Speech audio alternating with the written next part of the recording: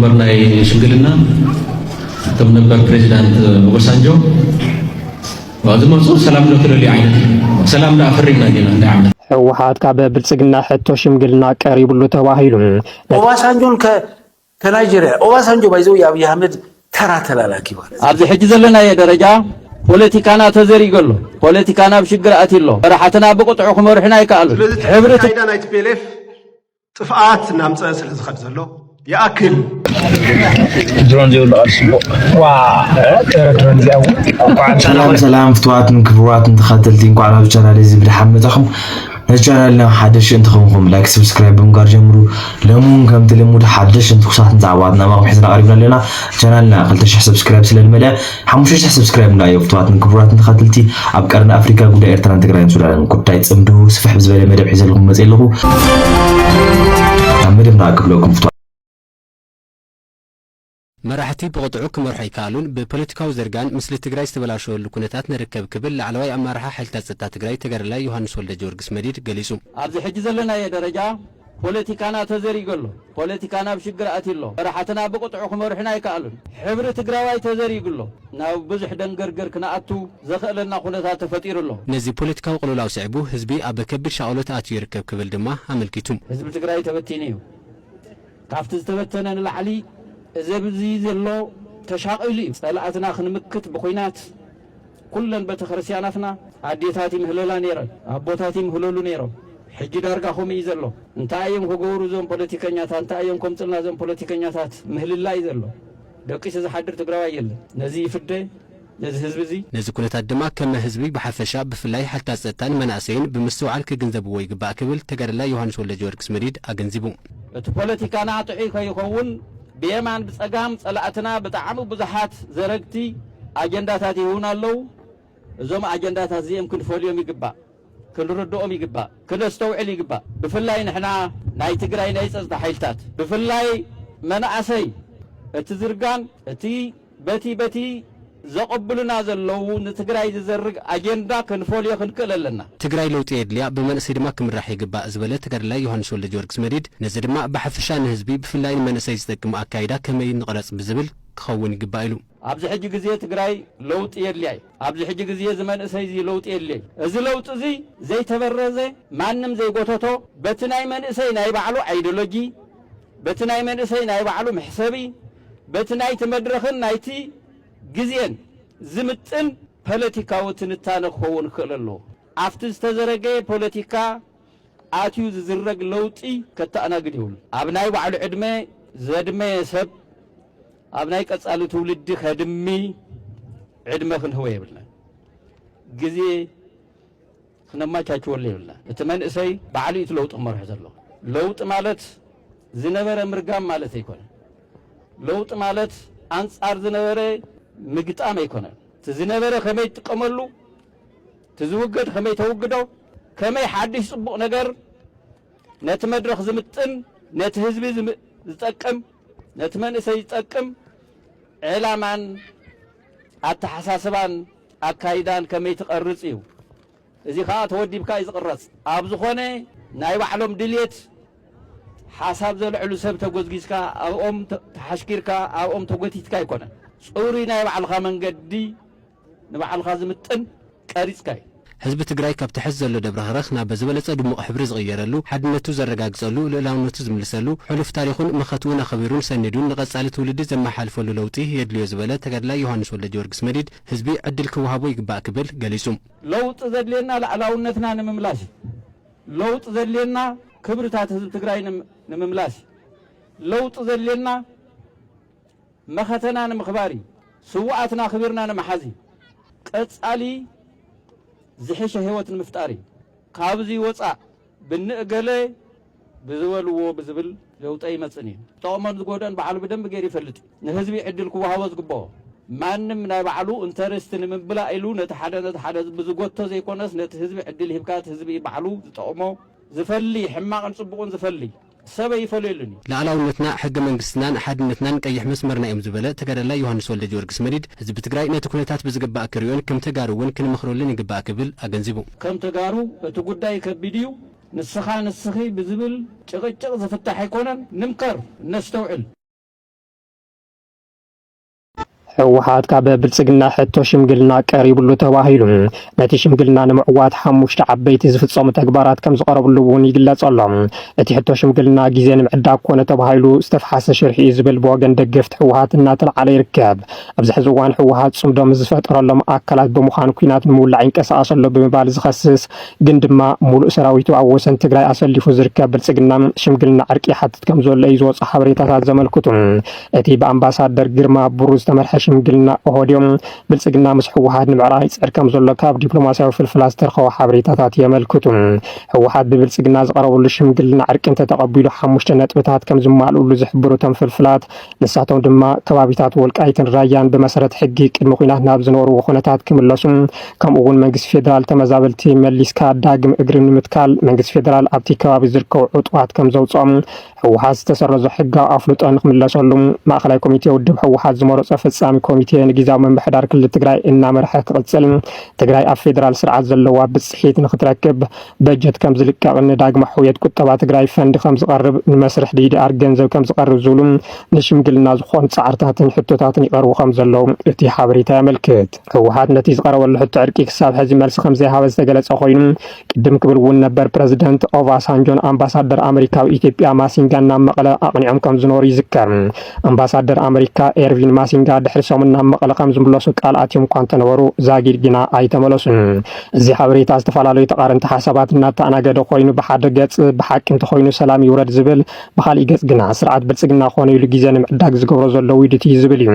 ኣብ መንጎ ሰሜናውያን ዝተፈጠረ ጽምዶ ዘስግኦ እቲ ስርዓት ንጸላእቱ ነጻጺሉ ንምውቃዕ ግዜ እናዓደገ ከም ዝርከብ ይዝግለጽ። ከምኡውን ክረምትን ክሓልፍን ኣብ ሓጋይ ድሮናት ብስፍሓት ንምጥቃም ንሽምግልና ከም ስልቲ ይጥቀመሉ ከም ዘሎ ገለ ወሃብቲ ርእይቶ ይገልጹ። ብወገን ትግራይ ግና ካብ ገዲም ስርዓት ብልጽግና ብሰላማዊ ዘተ ዝፍታሕ ፖለቲካዊ ጸገም የለን ብምባል ዝተደምደመ ይመስል። ኦባሳንጆን ከናይጄሪያ ኦባሳንጆ ባይዘው የአብይ አህመድ ተራ ተላላኪ ማለት ነው። ሸም ኦን ዩ ኦባሳንጆ ዩ አር ኤ ጄኖሳይደር ኢን ቢያፍራ።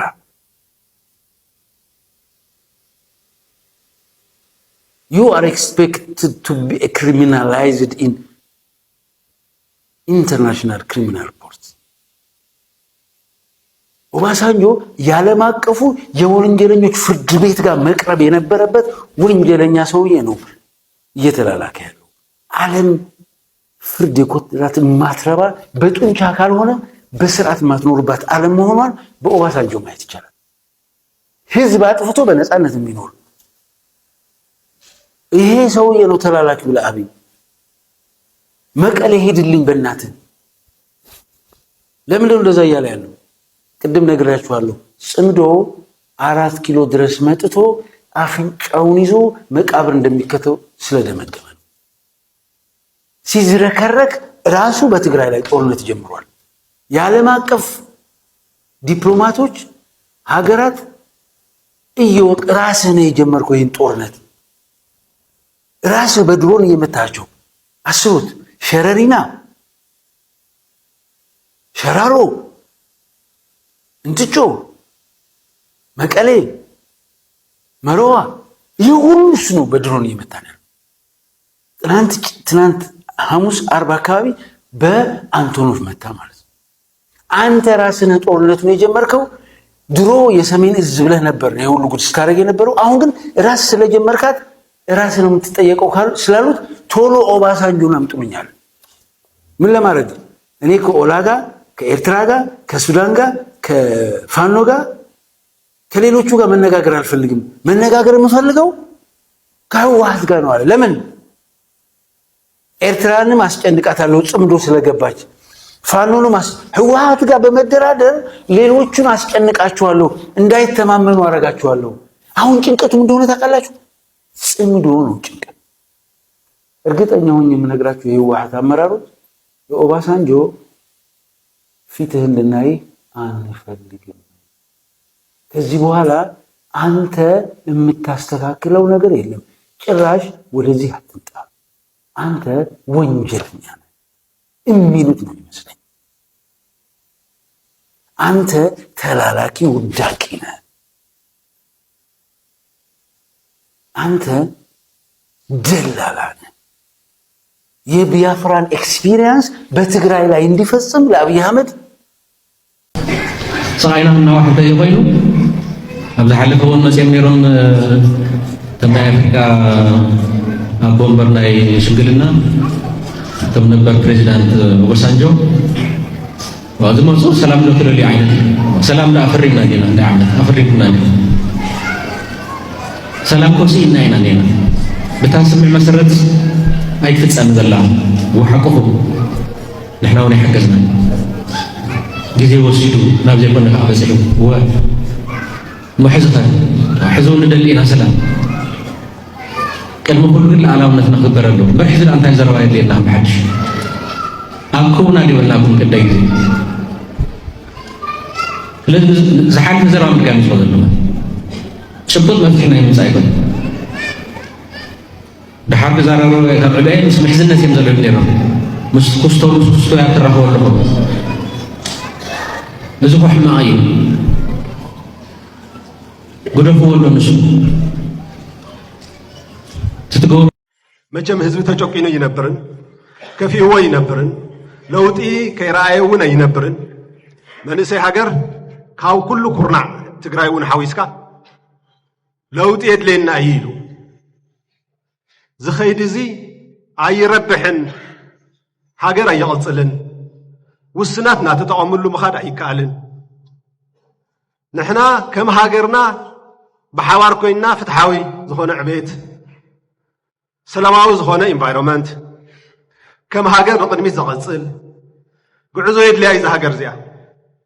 ስለዚ ተካይዳ ናይ TPLF ጥፍኣት እናምፀአ ስለ ዝኸድ ዘሎ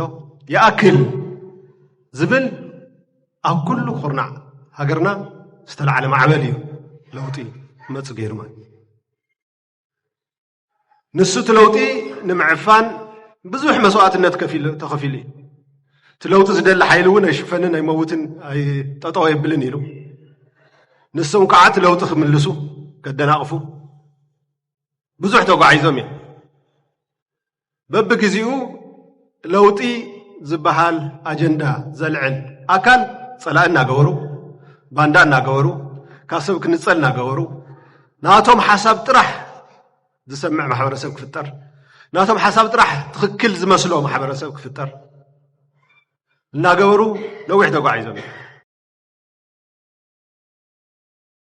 أبوشت تجري زخون يكون حيلي لعلاونة تجري نواقع دقاني مقرب سلطان حلفنة كم زي بلو مختل بريزيدنت تجري أيت أماني الأسفة الرقاقيت أيت أماني الأسفة أزيز قالتو نزاربا انداركاتشو تجي مسارت كيروم أب فيسبوك أبز سفر وتحفيو انداركاتشو تجي مسبل تجنا بمتحبر قبل الحزب تجري زفوت جونوسايد كي أخلو حزوون مسبل تجنا استبع سمسيلو حوحات نفانو مماخل لماني كم زلاخن لعلاو جزاء تجري كم زي حتت نمنجستي ارتراك الاتيو نابلم حسون طقيسهم سرعات بلصقنا ገንዘብ መዲቡ በህዝባው ኃይልታት ተስተፈጠረ محزنነትን ምፍራስ ደለልቲ ቆጽር ከም ዘሎን እዚ ተግባር ዝውን ናይ ትሽርሕ ውጽኢት ምዃኑን ነጺሮም እቲ محزنነት ሓደጋ ህልውና ዘንጸላሎም ኃይልታት በሓባር ዝቃለሱሉ ባይታምበር ብልመና እቲ ሓደ ነት ሓደ ጸዊዑ ቃዛኣትወሉን ዝልምነሉን ጉዳይ ኣይኮነን ብምባል ኩልና ኣብቲ ቃልሲ ዘለና ኃይልታት ዘረኸበና ዋና ጉዳይ በጆኖሳይዳው ስርዓት ብልጽግና ኣብ ሓደጋ ዝወደቐ ናይ ህዝብና ናይ ሓባር ህልውና ኢሎም ኣብ ውሽጢ ትግራይ ዝኾነ ይኹን حيلي لعلاونة تجري نواقع دقان درر الناي مقرب سلطانن حلفنة يبولن زبالو أيتا أماني الأسفة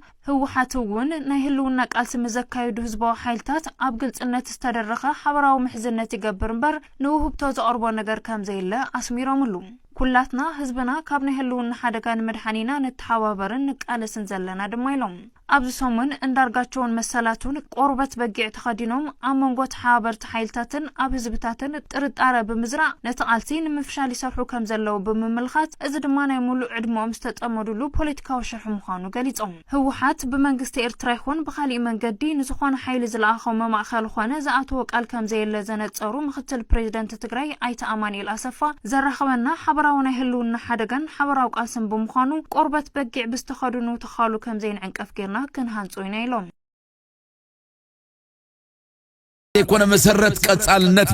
حساون قربتن نحدر فوكس تباله بزي مخنياتها يكونن متشم وريت لها يا تنكت دبلين عزازي وعشل بشاشان ابقددم حسوت يركبهم زلو ريهم مالهم انا زياده حسو انا باز بحالهم كمسلو بحسوت عين حزب ኢትዮጵያ ሆንቁር ውዕሉ نحضرنا له እዚ قددم زغنا ናብጽላለ ደሂብሎም ነተዓለም ሙሉ ዝፈልጦ ብጭብጥታት ዝረጋገጽ በአካል ነቱ ጉዳይ ዝዋዓሎ ሸሓት ሰባት ቢህወቶም እንከለው ኸይተረፈ ክኸሕዱ ንሪኦምን ንሰምዖምን ኣለና ቀንድ መበገስ ዝሃል ወሳታት ተላኣኽ ምዃን ዝፈጠሮይ لاخ سلف بالصقنا زغونه الشيخ محمد بن زايد اب سودان الصوماليان معوات سينو اثيوبيا ونحوت خعيوا يرأى له اتزيعو التلاخ دما منو ساعتيو نلاخيو انت احغسكو بمبال تخغبراز خل انكو نجر مفكرن مغبع با انت تحايز وايركب عندما كان لا يفخران مغبع با عندما زمصال كام زرابن محساوني سلف بالصقنا لعل 30,000 حسابات موفر اما حبراو مرخبيتات حسوتات من زحت تصميدو يركب اتي اب دبر زيت بيشوفتو بحر دالن قال بوتاتاتن طرنيفو زلو بلا اخيو استقربلو صوارون بعقل صبت نختكسو ناي لا اخيو فيسكا من فحت راي يصبلو معري دما كله امريحነት ዝርከብ አባል ብልጽግና አብ حسوت توافيرو نخعي ቀጥን ትእዛዝ ተዋሂቦ ይርከብ ስለዚህ ድማ ዳንሰኛው አትንኩት ደበሌ አነ ሙሩኻይ ነበርኩን ክሳብ ምባል በጽሕሎ እዚ ተራ حسوت ይኹን ብሎ ኸጸግሚ እዚ አእምራው ሕማሚ አትንኩት አምናይ ሙርኮ ግዚው ምስኡ አብንዳ ፎርኖ ሰርሕ ዝነበረ ባዱላ ዝመስከሮ ኸማን በመኻድ አይተማረኩን ካበለ ብርግጽ ዝዳንሰኛ ጀነራል ሓንጎሉ ጽቡቕ ከም ዘየለ ማንም ዝሩዶይ ብዙሓት ናይ ሳይኮሎጂ ሊቃውንቱን ንኸምዚ ዓይነት ፍሉይ ናይ ባጫ ናይ ምሕሳው ባህሪ ዘለዎም ሰባት ካብ ነዊሕ ከጽንዕዎም ጸኒሖም ኣለዉ ሲግመንድ ፍሩድ ነትኸምናይ በዓል ባጫ ዓይነት ናይ ምሕሳው ባህሪ በአብነት ይዝገልጸልና ሓደ ቆልዓ ኣብ ጸልማት ኮይኑ ብፍርሕን ዳንቀጥቀጠ ከምዛ ዘይፈርሐ ዓዊሉ ኣነ ኣይፈርሕን እየ እናበለ ከምዚ ጭድር ዘሎ ዓይነት እዩ ይብሎ ባጫ ድማ ነቲ ናይ ምርኮ ግዚኡ ብምኽሓድ ነቲ ዘለዎ ውሽጣዊ ዕንወት ይኽሽፍኖ ዝፍትን ዘሎ አምባሳደር ተባሂለስ ምሩኽ ክባሃል ጀነራል ተባሂለስ ምሩኽ ክባሃል ዝብል ጭንቀትን ውርደትን ብውሽጥ በሊዑ ድቃስ ምስከሎ ብጫትን መስተን ክፍውሶውን ምኽኣል ምሳነ አቡ ዘፍለጠ ኣነ ይተማረኽኩን ኢሉ መደምደምታ ገብረሉ ፈቲኑሎ حق ግን حق نزنقع جزا حبرن تلخيخايو نقعو ختوغدولو يكالني ناي لبن حنقولن منقعت دما بحسوت زي كونه نحق مقبال طراي خصغن زخل نزغ مزازن زخل حنقول زي بلوم براحت بلصغنا ግን ناي صباح كي حسبو اب حسوت تحيلوم طفااتو مقلاطفلو بتحد مداي ግን كنريو نخلينا دانسنيا تنكوت دبلي زحسول زلو مخنيات حنكت ويناي وردت سمعت طراي كونن باچا بسرح كطمت زغل ايكونن نتا انكو تطمتو تخل فليتنا يسعى سعيد كلت دما غديفوا نابت زي كولو تدرنات يمم نباچا خمو تهدر زامنلون زقبلون كم زيله نسو بعلو ادا عدي يفلطي جنرال زبل معرك توهبو دما ناي اورومو كلنا تباهيلمبر باعمو خم زي كونه كله تهدر اثيوبيا خم زفلط اتنكو تدبل يفلطي غزر خبباچا طمتون زقدسلون كركب انت خوينو طمتون انتبلن ناب تيك توكر انت تغيرن زغر ما يكونن بزيو باچا دبلي بعلو نيرمياس لغس زبحال نغزا روسو بزي كاب ገንዘብ بخال زي حسب ترى حشما بزعبا ناي مركو غزي حتتن نزبلو باچا خمون تزيلو ارمياس لغسه اتحطو نجنرال زاكل مروخ دي خانيركا يلو خحطهم زيكل رديو باچا مروخ كم زنبر ارمياس هذا عدي يفلطيو غنا متكل زي بلو زوده قسب اب كم زخچمالق جدن سلازغونه اتنكوت زازوزو غيرو مروخ نيركا دي خاخبل كي حفرحتيتو أبزي أتنكوت لبلي السحات وحدا قداي كنالو عبي حصوت بنفناو نجزيو خطمة النقل سوات كتدنا قرن تخون نحوارقن أب كل قدايات زعمنا كخم زي تركب أتنكوت لبلي زفلت أي مسلنن